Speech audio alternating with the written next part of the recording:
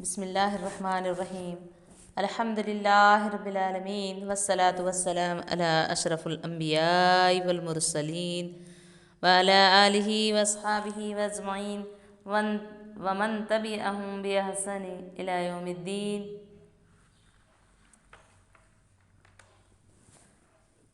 عزیز بہنوں، میرا عنوان ہے حضرت اسماعیل علیہ السلام سعادت مند بیٹا۔ حضرت ابراہیم علیہ السلام کے بیٹوں میں سب سے زیادہ مشہور دو بیٹے ہیں جنہیں اللہ عز و جل نے حضرت ابراہیم علیہ السلام سے کیے ہوئے وعدے کے مطابق نبوت رسالت کے منصب پر فائز فرمایا۔ ان میں سے ایک حضرت اسماعیل علیہ السلام اور دوسرے اسحاق علیہ السلام۔ حضرت ابراہیم علیہ السلام نے بڑھاپے کی حالت میں اللہ تعالیٰ سے نیک اولاد کی دعا مانگی تو اللہ تعالیٰ نے آپ علیہ السلام کو سعادت مند بیٹا حضرت اسماعیل علیہ السلام کو حضرت ہاجرہ علیہ السلام کے بطن سے پیدا فرمایا۔ سورہ صافات کی آیات 100 اور 101 میں اللہ تعالیٰ نے فرمان الہی ہے، اس کا ترجمہ۔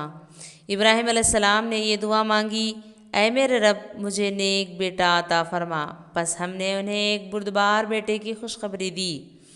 جب حضرت ابراہیم علیہ السلام کی عمر 86 سال ہوئی تو حضرت اسماعیل علیہ السلام پیدا ہوئے۔ ابھی آپ علیہ السلام دودھ پیتے بچے ہی تھے کہ اللہ تعالیٰ نے حضرت ابراہیم علیہ السلام کو آپ اور آپ کی والدہ کو غیر آباد جگہ بیت اللہ کے قریب چھوڑنے کا حکم دیا۔ حضرت ابراہیم علیہ السلام اللہ تعالیٰ کے حکم کی تعمیل کرتے ہوئے بی بی ہاجرہ اور اسماعیل علیہ السلام کو مکے میں بیت اللہ کے قریب چھوڑ آئے اور کچھ کھانے پینے کی اشیاء بھی انہیں دے آئے۔ کھانے پینے کی اشیاء ختم ہو گئی اور ہاجرہ علیہ السلام کو پیاس لگی اور اسماعیل علیہ السلام بھی پیاسے ہو گئے۔ ہاجرہ علیہ السلام پانی کی تلاش میں قریبی پہاڑی صفا پر گئی، وہاں کوئی نظر نہیں آیا۔ مروہ پر آئی، وہاں پر بھی کوئی نظر نہیں آیا۔ اسی طرح انہوں نے 7 چکر لگائے۔ آخر کار حضرت اسماعیل علیہ السلام کی ایڑیوں کی جگہ پر اللہ تعالیٰ نے پانی کا چشمہ زمزم جاری کر دیا۔ جب صحرا میں پانی نکل آیا تو جرہم قبیلے کے لوگ وہاں آ کر آباد ہو گئے۔ جرہم قبیلہ چونکہ عربوں کا ایک فصیح و بلیغ قبیلہ تھا، حضرت اسماعیل علیہ السلام نے عربی زبان انہی سے سیکھی۔ جب آپ علیہ السلام کچھ بڑے ہوئے تو اللہ تعالیٰ نے حضرت ابراہیم علیہ السلام کو خواب میں حضرت اسماعیل علیہ السلام کی قربانی پیش کرتے ہوئے دکھایا۔ حضرت ابراہیم علیہ السلام نے آپ علیہ السلام کے سامنے خواب ذکر کیا تو حضرت اسماعیل علیہ السلام بھی اللہ تعالیٰ کے لیے قربان ہونے کے لیے تیار ہو گئے۔ آخر کار اللہ عز و جل نے آپ علیہ السلام کی جگہ پر ایک مینڈھے کو قربان کروا کر آپ علیہ السلام کی سنت قربانی کو بعد میں آنے والوں کے لیے جاری کر دیا۔ حضرت اسماعیل علیہ السلام کی صفات۔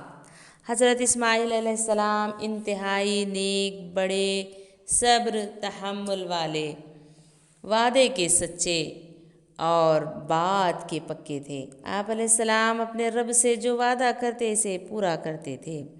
اللہ تعالیٰ قرآن میں فرماتے ہیں سورہ صاد کی آیات 48 میں، اور آپ اسماعیل، یسع اور ذوالکفل علیہ السلام کا ذکر بھی کیجئے، یہ سب ہی نیک لوگوں میں سے تھے۔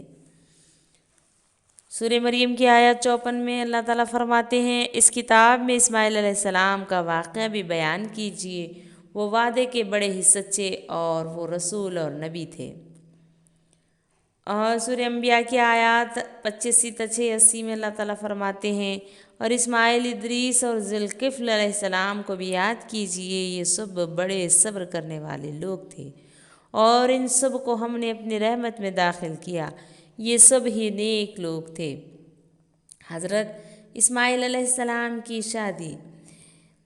حضرت ابراہیم علیہ السلام جب حضرت اسماعیل علیہ السلام اور ان کی والدہ محترمہ ہاجرہ علیہ السلام کو مکہ مکرمہ میں غیر آباد جگہ بیت اللہ کے قریب چھوڑ کر واپس جا رہے تھے تو راستے میں اس سرزمین کے لیے خوب دعائیں مانگی، جن کی بدولت مختلف قبائل آ کر اس جگہ آباد ہو گئے۔ عزیز بہنوں، اس واقعے میں جو حضرت ہاجرہ علیہ السلام اور اسماعیل علیہ السلام کو ایک غیر آباد جگہ پر نہ پانی نہ جھاڑ پاڑ۔ اس جگہ پر جب وہ بچہ اور ماں کو چھوڑ آئے ہیں تو ابراہیم علیہ السلام کے دل پر کیا گزری ہوگی، اور خود حاجر علیہ السلام اور اسماعیل علیہ السلام کے دل پر کیا گزری ہوگی کہ کچھ نہ کہتے ہوئے ابراہیم علیہ السلام ایسی غیر آباد جگہ پر چھوڑ جا رہے ہیں۔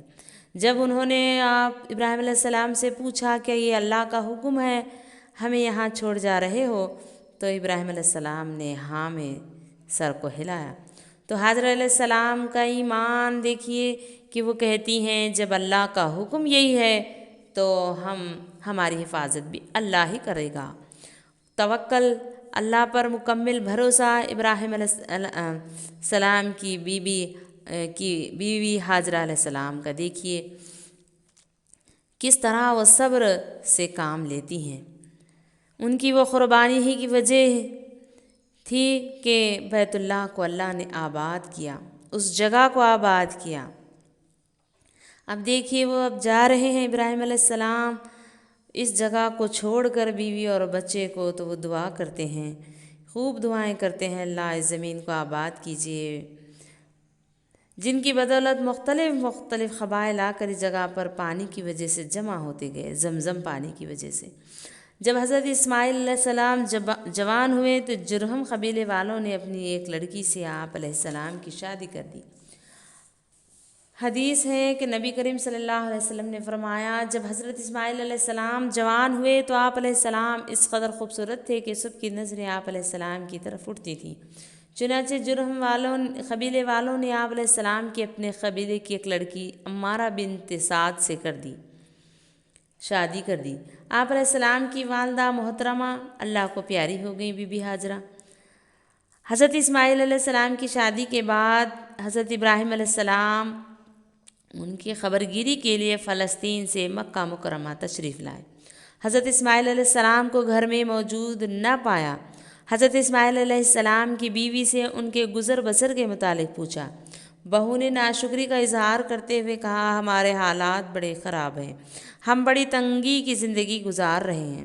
حضرت ابراہیم علیہ السلام کو ان کی یہ گفتگو اچھی نہ لگی اور ان سے فرمایا جب تمہارے شوہر گھر آئیں تو انہیں میرا سلام کہنا اور یہ پیغام دینا کہ اپنے گھر کی دہلیز کو تبدیل کر دو۔ یہ کہنے کے بعد حضرت ابراہیم علیہ السلام واپس فلسطین چلے گئے۔ جب حضرت اسماعیل علیہ السلام تشریف لائے تو انہیں اپنی بیوی کے پاس کسی کے آنے کا احساس ہوا۔ انہوں نے اپنی بیوی سے پوچھا آپ کے پاس کون آیا تھا؟ انہوں نے ان کی شکل صورت ایک بزرگ آئے تھے بتلائی اور مجھ سے گزر بسر کے متعلق پوچھا۔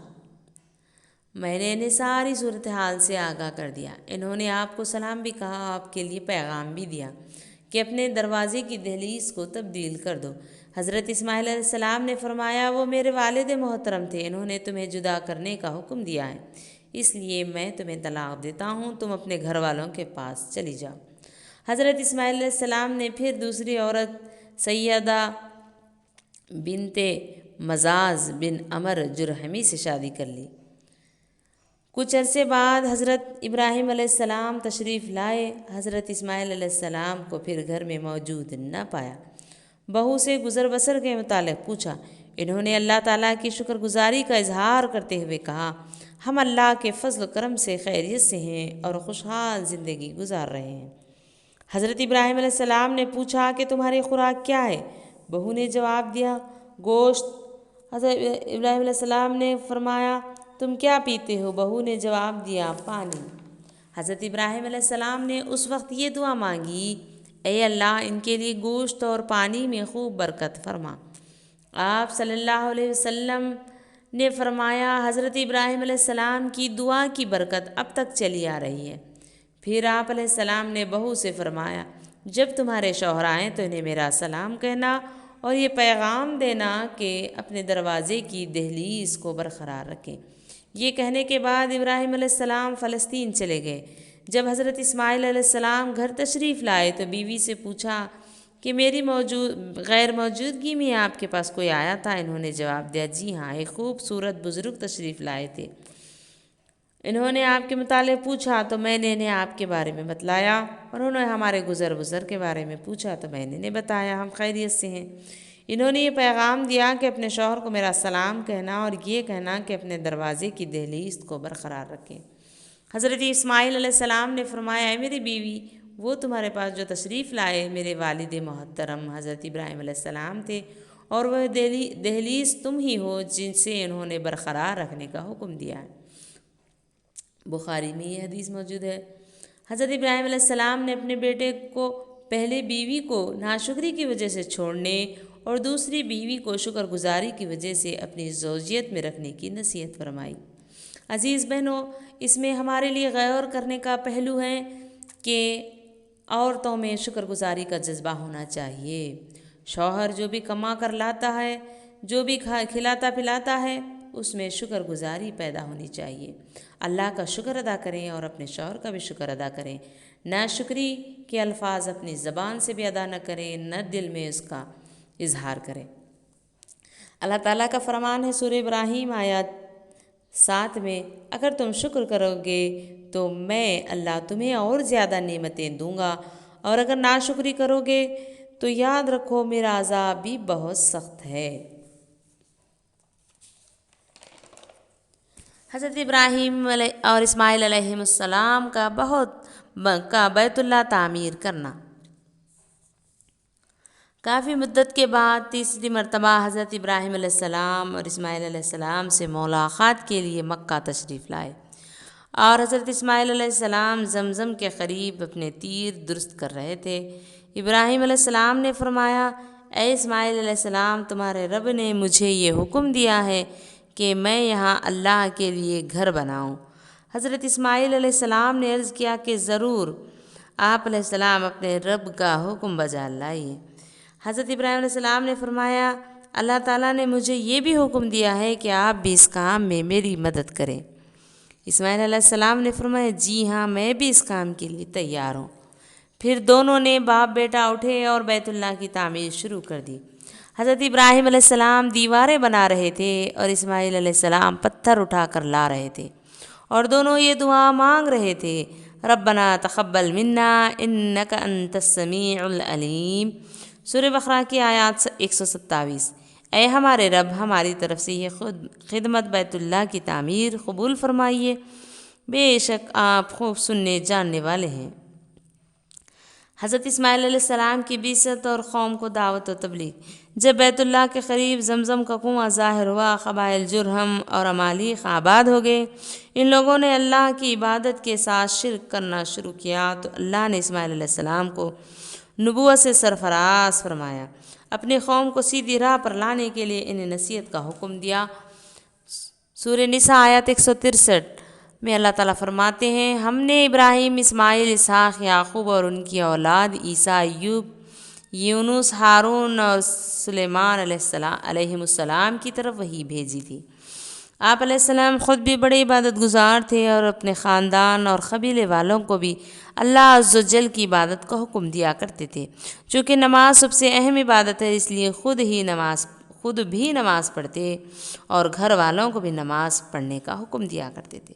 سورہ مریم آیت 25 میں اللہ تعالیٰ فرماتے ہیں، نبی اسماعیل علیہ السلام کی صفات بیان فرماتے ہوئے، وہ اپنے گھر والوں کو نماز اور زکوٰۃ کا حکم دیتے تھے اور وہ اپنے رب کے نزدیک بڑے ہی پسندیدہ انسان تھے۔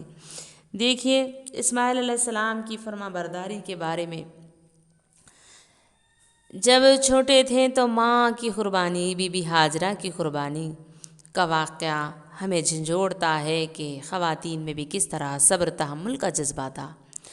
دوسرے وقت جب اسماعیل علیہ السلام چلنے پھرنے کے قابل ہوئے، کچھ بڑے ہوئے، تو اس وقت قربانی کا واقعہ کہ اپنے بیٹے کو کہتے ہیں، اسماعیل، میں نے تمہیں خواب میں ذبح کرتا ہوا دیکھا، تم کیا کہتے ہو اس بارے میں؟